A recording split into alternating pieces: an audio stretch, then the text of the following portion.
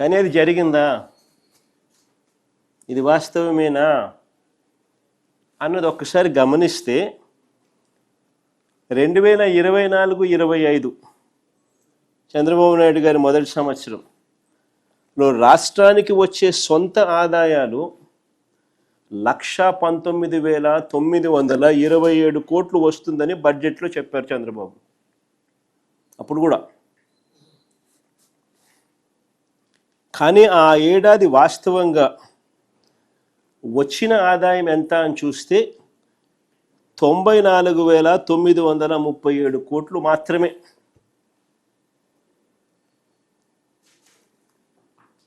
ఇంకా ఆశ్చర్యం ఏమిటో తెలుసా,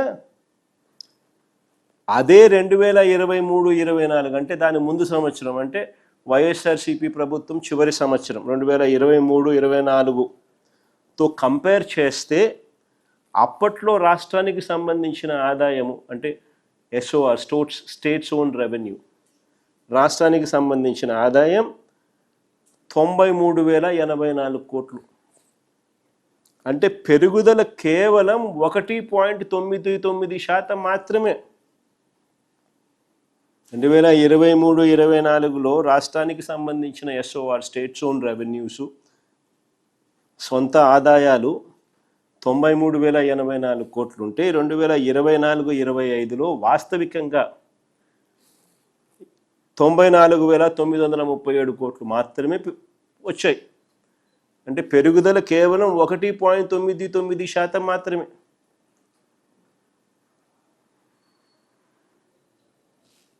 బడ్జెట్లో ఈయన లెక్కలేసిన 1,19,927 కోట్లు గాలికి ఎగిరిపోయింది. పోనీ 2025-26లో చూద్దాం. 2025-26లో కూడా వాస్తవికంగా నీకు 94,937 కోట్లు మాత్రమే వచ్చిన పరిస్థితులు నీకు కనిపిస్తూ ఉంటే, చంద్రబాబు నాయుడు గారు 2025-26లో కూడా బడ్జెట్ గారడీ చేస్తూ ఏకంగా రాష్ట్రానికి సంబంధించిన ఆదాయాలు స్టేట్స్ ఓన్ రెవెన్యూస్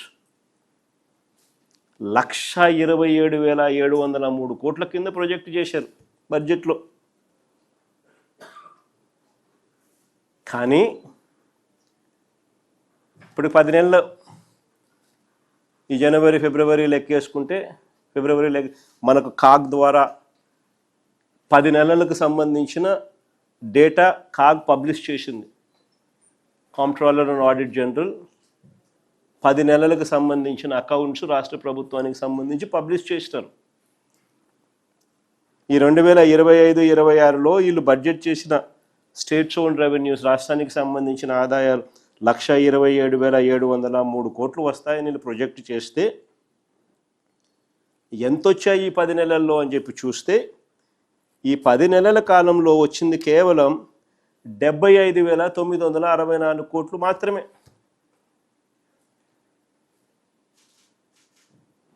ఇదే ఇంతకుముందు 10 నెలల కాలానికి 2024-25 ఆ 10 నెలల కాలానికి ఎంత వచ్చినాయి అని చెప్పి చూస్తే అప్పట్లో 72,864 కోట్లు. ఆ 72,864 కోట్లు కాస్త ఈ 10 నెలల కాలం 25-26లో ఈ 10 నెలల కాలానికి 75,964 కోట్లు మాత్రమే వచ్చాయి. పెరుగుదల కేవలం 4.25%.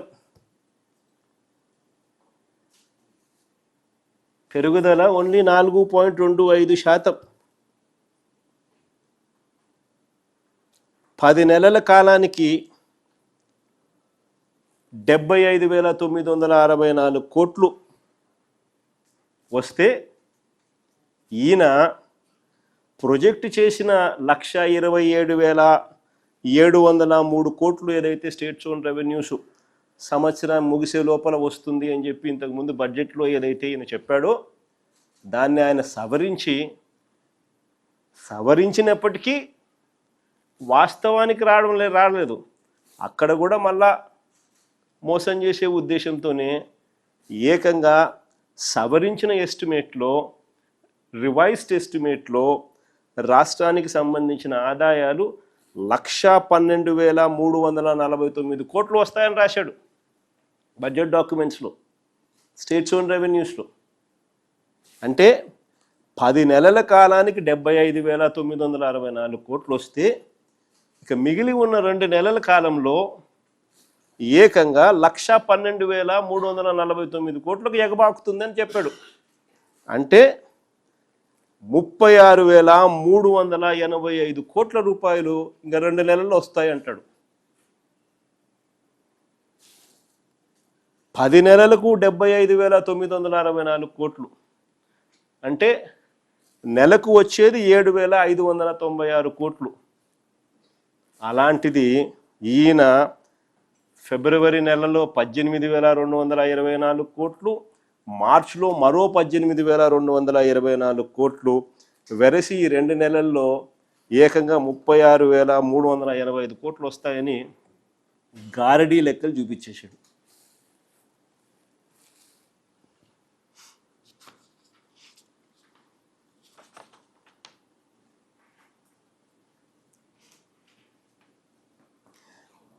నాకు తెలిసినంత వరకు ఈ 10 నెలల కాలానికి 75,964 కోట్లు వచ్చిన పరిస్థితుల నేపథ్యంలో ఇక మిగిలి ఉన్న 2 నెలల కాలానికి మహా వస్తే మొత్తం 12 నెలల కాలానికి 95,000 కోట్లు వస్తే గొప్ప.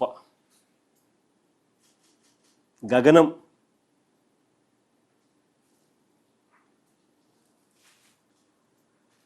కానీ ఈ పెద్ద మనిషి మళ్ళీ 2026-27 వచ్చేసరికి ఏం చెప్తాడో తెలుసా? ఈసారి ఏకంగా బడ్జెట్లో రాష్ట్రానికి సంబంధించిన సొంత ఆదాయాలు, స్టేట్స్ ఓన్ రెవెన్యూస్ ఏకంగా 1,37,320 కోట్లుగా వస్తుందని చెప్పి చూపిస్తున్నాడు.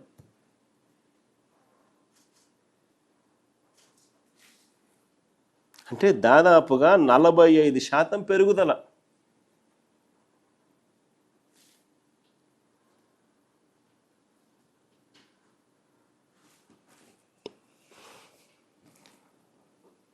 నిజంగా ఆశ్చర్యం కలిగించే విషయం ఏమిటి అని అంటే 2025-26లో 2025-26 అంటే ఈ సంవత్సరం కరెంట్ ఇయర్ 2025-26లో మొదటి 9 నెలల ట్యాక్స్ రెవెన్యూస్ 2023-24 అంటే మా సంవత్సరం చివరి సంవత్సరం ఆ 9 నెలల కాలంతో పోలిస్తే ఈ 2 ఏళ్లకు సంబంధించిన CAGR compounded annual growth rate చూస్తే కేవలం 1.97% గ్రోత్ రేట్ మాత్రమే కనిపిస్తుంది. ఇంకా ఆశ్చర్యం ఏమిటో తెలుసా? స్కాగ్ అంటే CAG, comptroller and audit general, వాళ్ళు డేటాను ఈ మధ్యకాలంలోనే అప్లోడ్ చేసినారు.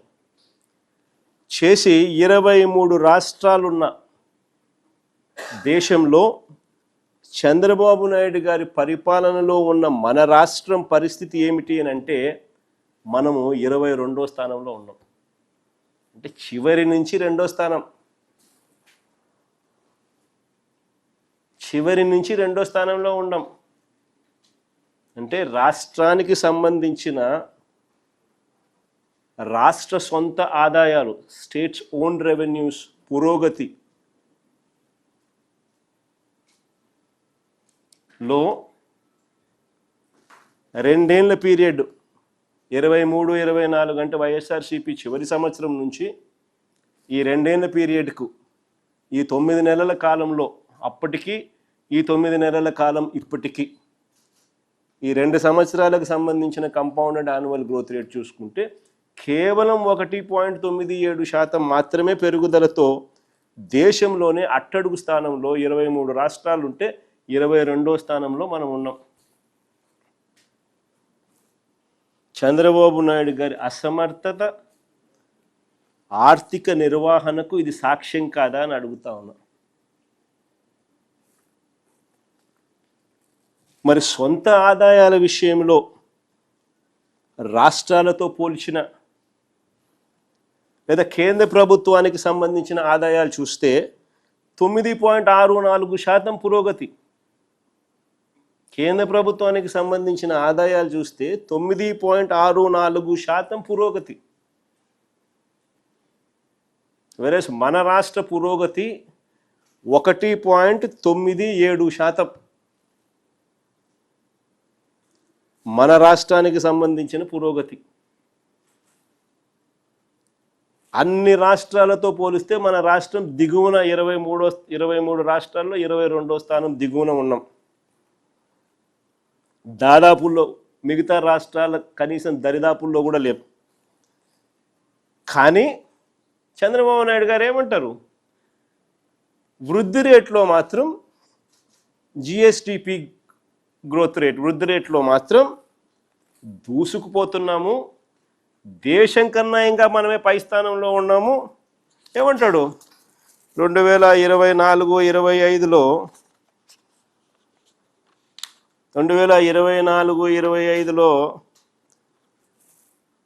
11.75%తో దూసుకుపోతున్నాము, దేశం ఎంత 9.8% అంటాడు.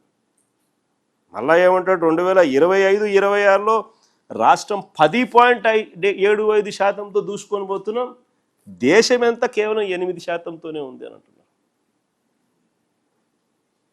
అంటే 9.64% ఆదాయాల గ్రోత్ రేట్ నమోదు చేస్తే కేంద్రం, వాళ్ళ జీడిపి గ్రోత్ రేటు కనిపిస్తూ ఉండేది 8%. ఒక సంవత్సరము దాని ముందు సంవత్సరము 9.8%. మనం 1.99% ఈయన నమోదు చేస్తూ ఉంటే ఏ రకంగా జిఎస్డిపి వృద్ధి రేటు ఏ రకంగా ఈయన చెప్పినట్టు 11.75%, 10.75% ఏ రకంగా నమోదవుతుంది? ఎవరి చెవులో పువ్వు పెడతా ఉన్నాడు ఈ మనిషి?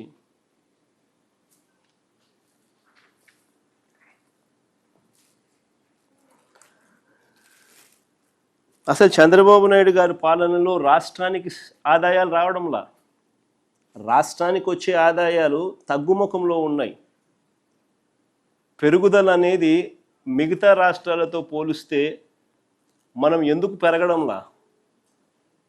కారణం రాష్ట్రానికి సంబంధించిన ఆదాయాలు రాష్ట్రానికి రావడంలా.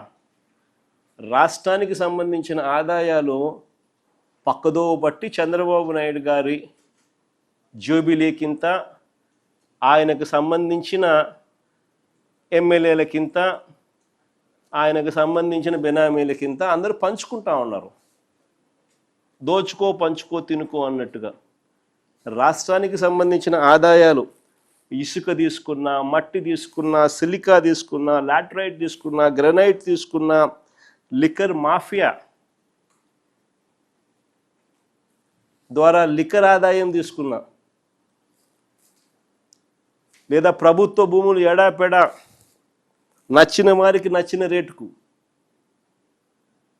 ఎడాపెడా అమ్మే పరిస్థితి తీసుకున్నా, ఇలా వనరులన్నింటినీ కూడా దోచేస్తూ ఉన్నారు. కాబట్టి